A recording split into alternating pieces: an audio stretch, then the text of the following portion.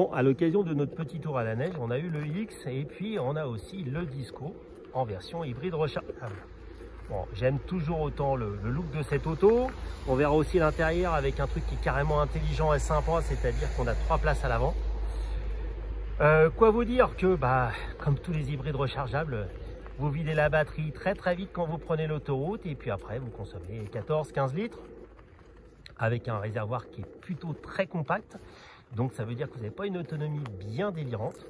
Par contre, en effet, ce Defender, pour faire de l'autoroute, c'est juste royal. Vous êtes assis haut, c'est pas un SUV ou à moitié assis bas. Non, c'est un 4x4, on est assis en hauteur, on domine la route, c'est super agréable à rouler. Et franchement, c'est très sympa à utiliser. Ça, il n'y a absolument aucun souci sur ce sujet-là. Après, les chevaux, il y en a, c'est sans aucun problème aussi. Ça, c'est un point non négligeable.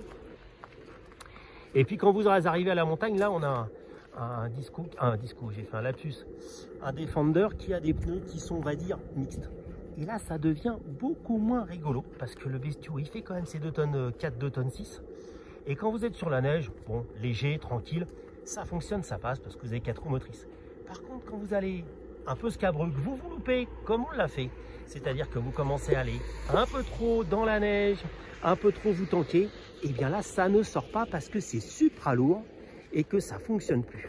Et ça, c'est quand même un truc compliqué, même avec les terrains response, les machins, les blocages électroniques et tout, et ben, vous finissez complètement comme un con. Bon, à l'intérieur, c'est assez plastique tout-terrain basique, vous voyez, il y a déjà eu la neige sur les poignées de porte, etc. Moi, j'aime bien le look que ça, c'est un petit côté un peu old school, rétro. Il y a un super ouvrant qui donne bien, vous avez de la place devant, l'arrière aussi, il y a largement de la place. Et le coffre, on va dire qu'il est raisonnable, surtout qu'on ne s'angoisse pas en se disant on peut monter au-dessus de la banquette arrière, donc c'est vraiment fait pour charger. Il n'y a pas de doute, pour partir aussi, c'est vraiment top.